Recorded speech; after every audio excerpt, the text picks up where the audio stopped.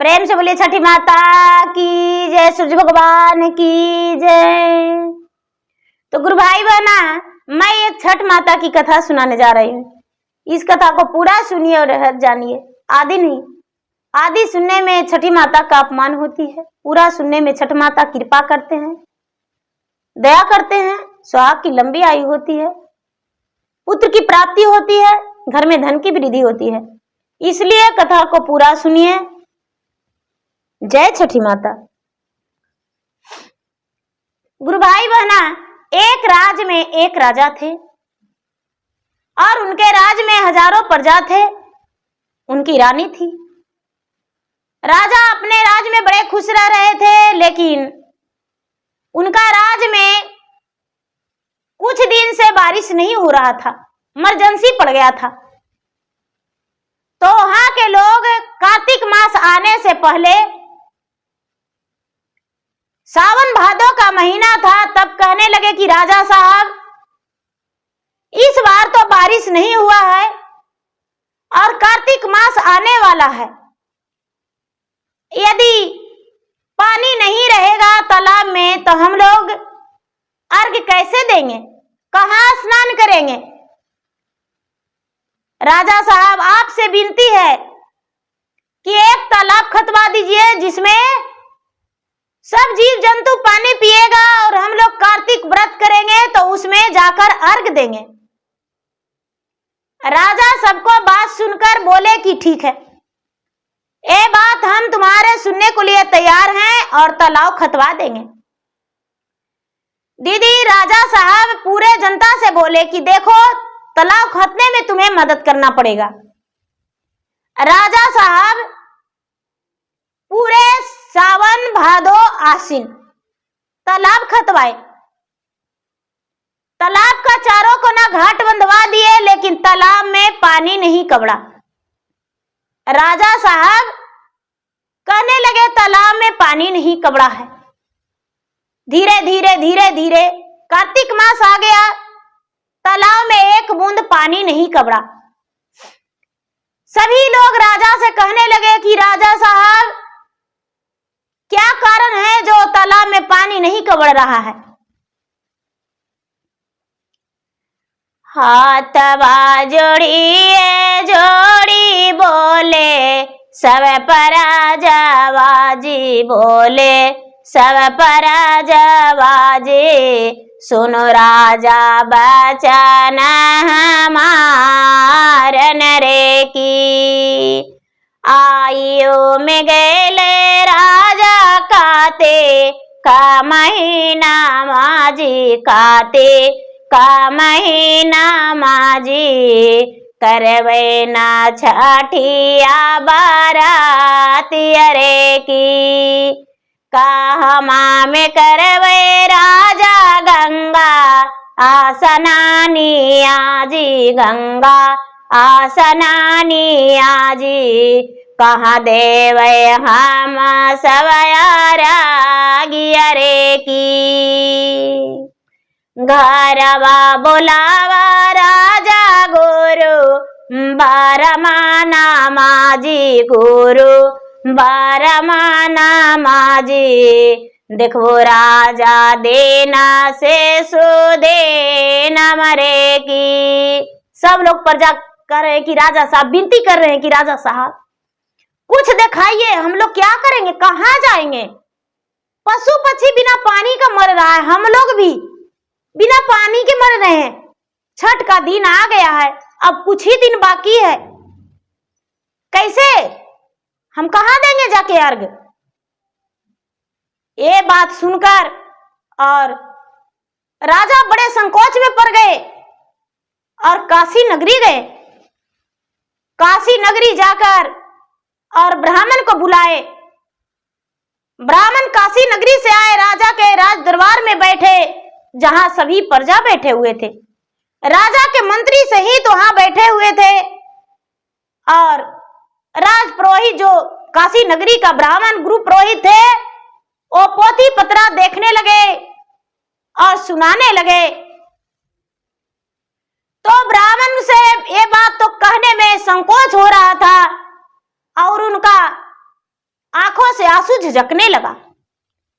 सारी लोग कहने लगे कि क्या हुआ, आखिर आप रो क्यों रहे हैं और क्यों नहीं बता रहे हैं।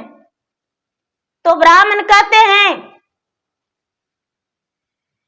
कि आखिया से बहे मारा बहे झरझर लोरावाय जी बहे झरझर लोरावाजी फटहाई कोमल करे जनुरे की काई से मैं कही आई रामा बीपा ती के बाती आय जी बीपा ती के बाती आजी हमारा कहलो नहीं जाई रे की राजा जी के हई रामाए के गोलड़ी कावाजी के गोलड़ी कावाजी उनका के मांगे बलिदान रे की जब ही के राजा वाना देतन बलिदाना माजी देतन बलिदाना माजी पनिया भाए ते कालन रे की।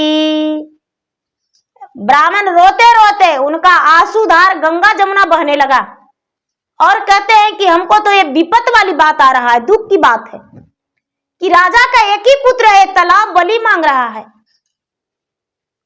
और कार्तिक महीना में राजा साहब अपने पुत्र को बलि कैसे दे सकते हैं। राजा साहब अपने पुत्र को बलि देंगे तभी तालाब में पानी आएगा और नहीं तो तालाब उसी तरह रहेगा। सारी प्रजा कहने लगे कि राजा साहब आपका एक पुत्र है तो हम नहीं जानते हैं, अपना पुत्र को आपको बलि देना होगा, नहीं तो सारी प्रजा मर जाएगा, जीव जंतु मर जाएंगे। राजा कहने लगे कि हम अपना पुत्र के बलि देने को लिए तैयार हैं। ये भगवान का एक परीक्षा था, हम अपना पुत्र को बलि देने को लिए तैयार हैं, हम पुत्र को बलि देंगे। लोग कहने लगे कि अरे माता तो पुत्र देते हैं वो बलि लेते नहीं है, ऐसा कैसे हो सकता है, नहीं ये गलत है, माता ऐसा नहीं कर सकते हैं। सूर्य भगवान क्या बलि लेते हैं, छठी माता क्या बलि लेते हैं, दुर्गा माता क्या बलि लेते हैं, वो तो संतान देते हैं। लेकिन बहुत लोग वहां के विनती किए, कई लोग बोले कि नहीं हमें पानी नहीं चाहिए, बिना पानी का मर जाएंगे, राजा का एक ही पुत्र है। दीदी नहाई खाई के दिन रानी जो थी, रानी भोजन बनाने की तैयारी कर रही थी और भोजन बनाने की तैयारी कर रही थी तो राजा जाकर कहते हैं, मन ही मन सोचते हैं कि यदि रानी रहेगी तो पुत्र का बलि नहीं देने देगी। राजा जाकर कहते हैं कि हे रानी साहब, आपका मां व्रत कर रहे हैं और आपको जरूरी बुलाए हैं, आप यदि नहीं जाएंगे तो आपके माता अर्घ नहीं देंगे, क्या आप जाने के लिए तैयार हैं, जाएंगे। रानी बोली कि हे राजा साहब, आज तो नहाई खाई का दिन है, हम भोजन बनाने जा रहे थे, आप कहते हैं तो ठीक है, मैं तैयार हो जाती हूँ।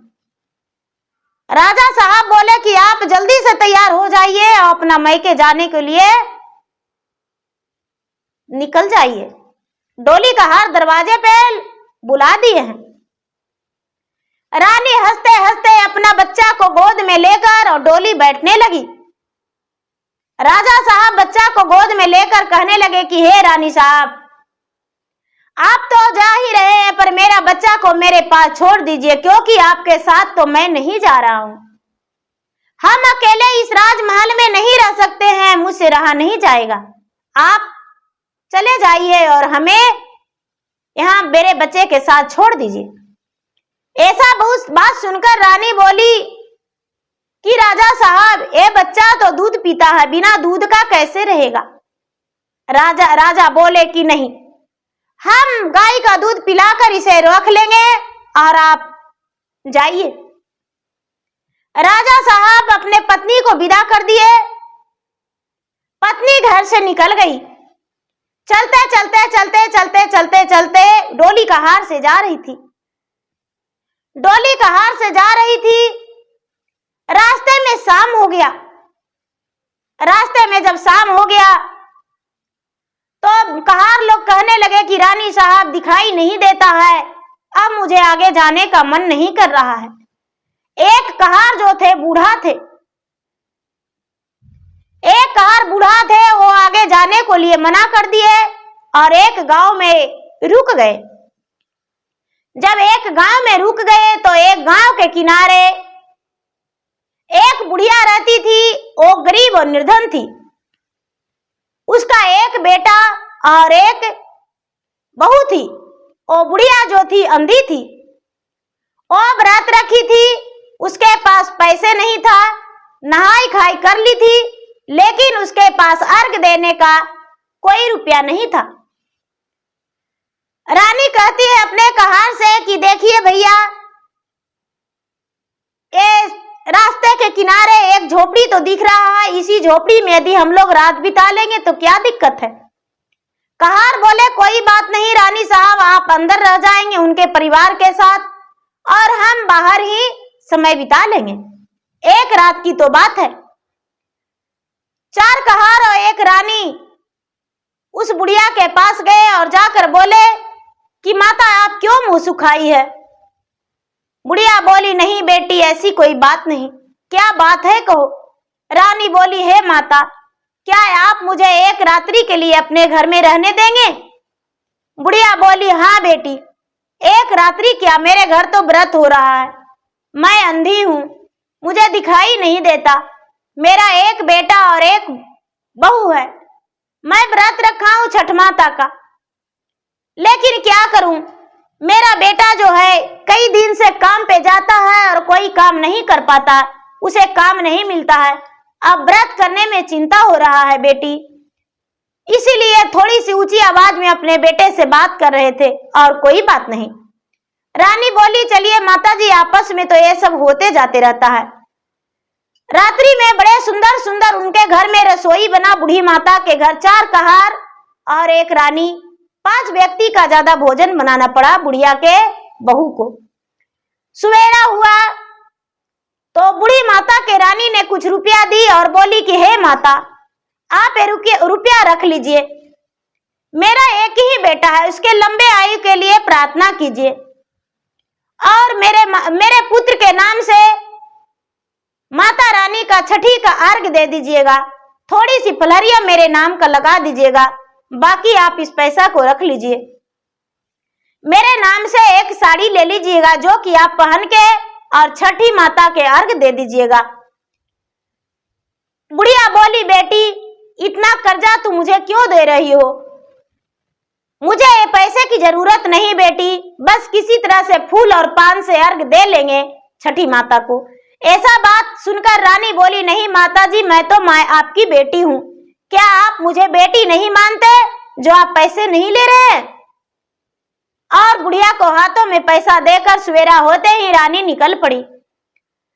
बुढ़िया ने बड़े धूमधाम से व्रत की, अपना सारी, उस दिन लोहंडा था जिस दिन खीर बनता है, पीठी बनता है, पूड़ी बनता है, बड़े प्यार से फल फूल सब कुछ मंगाई और माता छठी का घर में आसन लगाई, आसन लगा के धूमधाम से व्रत की। अर्घ देने वाला दिन भी अर्घ बड़े धूमधाम से दी, पारण भी बड़ी धूमधाम से की। अब क्या हुआ दीदी, वहां से रानी चली तो उस दिन लोहंडा का समय था। रानी सुबह सुबह तो भूखे निकल चुकी थी, अब अपना मायके अचानक पहुंची, वहां से ज्यादा दूरी राजा का घर नहीं, उसका मायका नहीं था। अपना मायका पहुंची तो उसके माँ बोली अरे बेटी तू अकेले आई हो और अपने बच्चे को गोद में लेकर नहीं आई हो, जहां तक है कि मेरे जमाई राजा भी नहीं आए हैं। बोली कि बेटी ऐसा क्यों कि अकेले आ गई हो। रानी तो हक्के बक्के रह गई और बोली माँ तूने अचानक बुलाई कि छठ व्रत में मेरा बेटिया को आना जरूरी है, इसलिए मैं तो दौड़ी भागती चले आई। माँ चुप रह गई कि क्या कारण हो सकता है, जरूर कोई कारण है। और बोली, देखो बेटी, पता नहीं कल क्या खाया नहीं खाया, मैं नहीं जानता हूँ। क्या तू इस मास में तामसी भोजन की हो? रानी बोली, नहीं, मैं कोई तामसी भोजन नहीं किया हूँ। तालाब के बारे में रानी को, माता को पता था कि राजा साहब तालाब खुदवाए हैं, पानी नहीं निकला है, लेकिन ये नहीं पता था कि राजा को पुत्र को बलि मांग रहा है। राज दरबार में पूरे लोग वहां बैठे थे, रानी को भी नहीं पता था। अब जो यहाँ माता थी कहती है कि बेटी देखो, अपने संतान और सुहाग का सही सलामत रखना है तो तू भी व्रत में रह जाओ, आज तूने कोई भोजन नहीं किया है। रानी बोली, माता तो मैं तो नहाई खाई भी नहीं किया, मैंने स्नान करके एक कन्न नहीं लिया।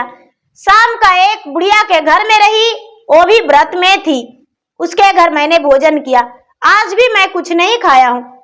रानी के माता बोली, बेटी आज तू मेरे साथ व्रत करो और अपने पति और पुत्र के लंबे आयु के कामना करो, और कुछ नहीं मैं जानता हूँ। रानी ने अपने माता के साथ व्रत रखी। जो पहला दिन पंचमी के दिन, चौथ के नहाई खाई होती है दीदी, पंचमी के दिन खीर बनाते हैं, भगवान का भोग लगाते हैं और खुद का भी जमते हैं, पड़ोसन में प्रसादियां बांटते हैं, गीत मंगल गाते हैं। और उसके बाद सांझ की अर्घ का धूमधाम से अर्घ दी। अर्घ देकर और अपने रानी अपने पति और पुत्र के लंबे आयु के छठी माता से कामना की और कामना करके अर्घ देकर व्रत संपन्न की। सप्तमी का दिन व्रत खोली अर्घ देकर। उसके बाद अष्टमी के दिन उसकी माता कहती है कि बेटी तू जल्दी से अपने घर चले जाओ, क्योंकि मुझे तो डर लग रहा है कि तेरे साथ आखिर क्या होने वाला था जो तुम्हारे पति तुम्हें अकेला भेज दिए हैं। कभी आज तक तू अकेला नहीं आई थी, इस बार अकेला ही तुम्हारे पति भेज दिए है। ऐसे तुम्हारे पास कोई बुलावा हम नहीं भेजे थे, तुम्हारे पति अचानक तुम्हें भेजे हैं। ऐसा बात सुनकर रानी भी दंग रह गई और उसके माता पिता डोली का हार भिजवा दिए। सुबह सूरज उगने से पहले रानी अपने मैके से निकल पड़ी। चलते चलते चलते चलते चलते चलते रानी अपना घर आने में कोई देर नहीं की और शाम हो गया। शाम हो गया तो तालाब में पानी पूरा लबालब भरा हुआ था। रानी तालाब में पानी देखकर बड़ी खुश हो गई, क्योंकि राजा अपने पुत्र को बलि दे दिए थे और छठी माता का अर्घ धूमधाम से वहां पड़ गया था। सारे लोग वहां के व्रत कर लिए थे, वहां के पशु पक्षियां भी उसमें पानी पी रहे थे। सारे लोग खुश थे और सारा लोग विजय मना रहे थे कि राजा का पुत्र का बलि पड़ा तो कोई दिक्कत नहीं, लेकिन हम लोग के नहाने के लिए अर्घ देने के लिए पानी हो गया। अब रानी कहती है कहार से कि भैया आप डोली कहार यहीं पर रख दीजिए, क्योंकि हम थोड़ा सा तालाब पर घूमेंगे। तालाब में पानी नहीं था, आज तालाब में पानी लबालब भरा हुआ है।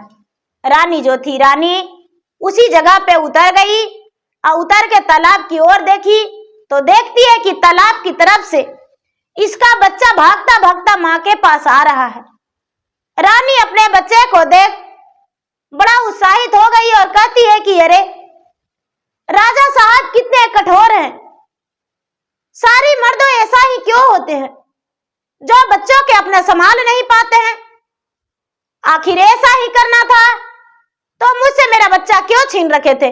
आज तो राजा के खैर नहीं, राजा की इतने खरी खोटी सुनाएंगे, इतने सुनाएंगे कि राजा को तो आज होश ठिकाने आ जाएगा। हे भगवान, यदि इस बार नहीं हम अभी आते तो मेरा बच्चा तालाब में गिरकर मर जाता। हे गंगा मैया, हे छठी माता, आपकी कृपा की आपने मेरा पुत्र को रक्षा किए कि तालाब में पानी में मेरा बच्चा नहीं गया और मेरा बच्चा स्वस्थ है, अच्छा है। सूर्य भगवान को कामना की, कामना करके और बच्चे को गोद में उठा के और अपना घर की ओर चल दी। जो भी कहार को देना था देकर रानी अब कहार को वहीं से घुमा दी। कहार जो थे अपने घर चल गए और रानी अपना घर आई, तभी मंत्री से पूछी कि कहाँ गए राजा साहब। मंत्री बोले, अरे राजा साहब तो कमरे में बंद है दरवाजा लगाकर। राजा साहब तो दरवाजा नहीं खोल रहे हैं। राजा को लग रहा था कि रानी आएगी तो क्या जवाब देंगे उससे, क्या बताएंगे, क्या सुनाएंगे, क्या बहाना लगाएंगे, इसलिए अपना प्राण हम त्याग देंगे कमरे में बंद होकर। अपने पुत्र को बलि देकर राजा एक अन्न जल ग्रहण नहीं किए थे। रानी जो थी, रानी राजा को दरवाजा खुलाने लगी। राजा साहब दरवाजा आप बंद क्यों रखे हैं? आप कितने लापरवाह हैं, आप कितने निफिक्र हैं। मेरे बच्चे को कहाँ छोड़े, मेरा बच्चा कहाँ है? जो कि रानी अपने बच्चा को गोद में ले रखी थी। राजा अपनी बात सुनाने लगे। रानी साहब आप नहीं जानते। राजा अपनी बात सुनाने लगे। राजा आप नहीं, रानी आप नहीं जानते। क्या बताऊं, प्रजा के भलाई के लिए मुझे एक करना पड़ा। रानी कहती है मैं कुछ नहीं जानता, बस जल्दी से आप दरवाजा खोलिए और मुझे कुछ नहीं सुनना। राजा साहब दरवाजा खोल नहीं रहे हैं जब तक राजा साहब का बच्चा रानी के गोद में रोने लगा। भगवान का महिमा अपरंपार, भगवान का महिमा अपरंपार।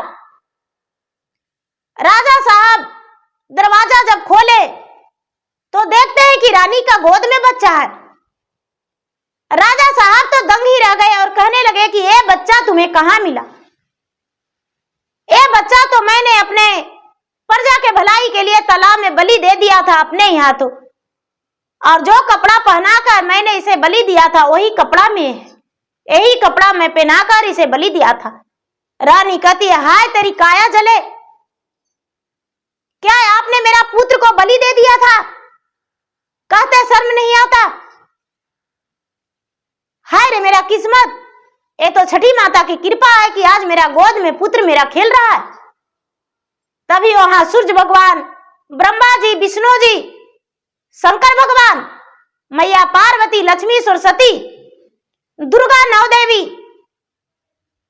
सब प्रकट होकर और जय जयकारी मनाने लगे। जय जयकारी मनाने लगे, जोर जोर से कहने लगे हर हर महादेव, जय छठी माता, जय अम्बे भवानी, जय श्री हरि विष्णु, जय श्री हरि विष्णु। सभी जाप करने लगे नारायण नारायण कहो नारायण। राजा और रानी दंग रह गए सबको देखकर और कहने लगे कि हमें क्षमा कर दीजिए, लेकिन मुझे ऊंची आवाज में अपना पति पे इसलिए बोलना पड़ा कि राजा साहब ऐसी बातें सुनाने लगे।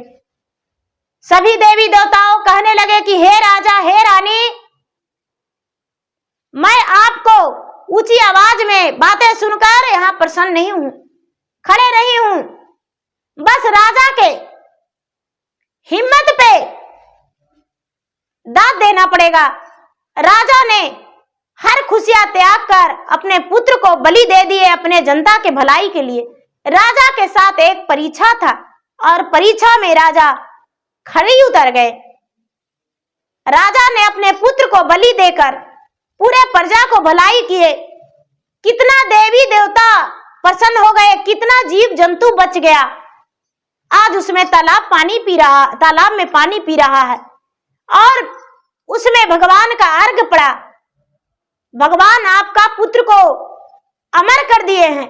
हे रानी, आपका पुत्र को बलि नहीं पड़ा था, छठी माता अपने आंचल में छुपा लिए थे। राजा को लगा कि मैंने अपने पुत्र को बलि दे दिया हूं, लेकिन माता छठी स्वयं वहां पर जाकर राजा की आंखों में धूल झोंककर अपने आंचल में छुपा रखे थे और तुम्हारे पुत्र को तुम्हारे सामने सौंप दिए। रानी ऐसा सुनकर सबको चरण को स्पर्श की छुई और छूकर सबसे अपने सुहाग की रक्षा के लिए और पुत्र के लंबे आयु के लिए कामना की, भीख मांगी कि मेरे सुहाग की लंबे आयु कर दीजिए और मेरा पुत्र का अमर कर दीजिए।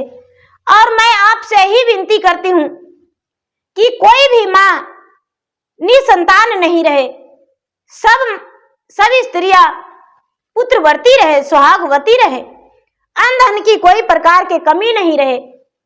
हे माता, जैसे मेरा परीक्षा लिए, मेरे राजा से परीक्षा लिए, ऐसा परीक्षा किसी से मत लीजिएगा। सबसे रानी बोली। सभी देवी देवताओं प्रसन्न होकर बोले कि हे रानी, राजा भगवान के भक्त थे, इसीलिए इतना बड़ा परीक्षा लिया गया। जो भगवान का भक्ति करता है उसी से बड़ा परीक्षा लिया जाता है, और आप तो भगवान का सच्चे भक्त थे, इसलिए परीक्षा में भी राजा खरे उतर गए, और आपका पुत्र आपके पास है और सदा रहेगा, कभी इसे कोई कष्ट नहीं होगा। सभी अंतर ध्यान हो गए। आशीर्वाद देकर राजा रानी अपने राजमहल में खुश रहने लगे और अपने पुत्र के साथ रहने लगे। वहां के जो प्रजा थे, प्रजा भी सब खुश हो गए। प्रजा को कोई पता नहीं चला कि क्या कारण था जो ऐसा हुआ। सारी लोग कहने लगे कि अरे राजा का बेटा मर गया था, लेकिन फिर कैसे जीवित हो गया, क्योंकि सारा लोग जान गया कि राजा का पुत्र जो था जीवित हो गया। रानी सत्यवती थी, इसलिए छठी माता का व्रत रखी, और व्रत पहले से रखते आ रही थी। उस बार भी किसी कष्ट जैसे पाई वैसे भी व्रत रख ली। माता उसका पुत्र को जीवित कर दिए और उसके गोद में दे दिए। तो प्रेम से बोलिए छठी मैया की जय। तो दीदी भैया, यदि मेरा वीडियो अच्छा लगता है तो मेरा वीडियो का लाइक करें, शेयर करें। चैनल पर यदि नए हैं तो चैनल का सब्सक्राइब करें, बेल आइकन घंटी को दबाएं, जो कि मेरा वीडियो का नोटिफिकेशन सबसे पहले आपके पास जाए, आप मेरा वीडियो को सुन सके, देख सके। कमेंट बॉक्स में जय छठी मैया, हर हर महादेव जरूर लिखे, जिसमें मैं आपके लिए छठी माता से कामना करूं, विनती करूं कि हे छठी माता, इनका नैहर भरा रहे, ससुरा भरा रहे, और इनका लंबा आयु हो, घर में धन की वृद्धि हो। तो प्रेम से बोली छठी मैया की जय।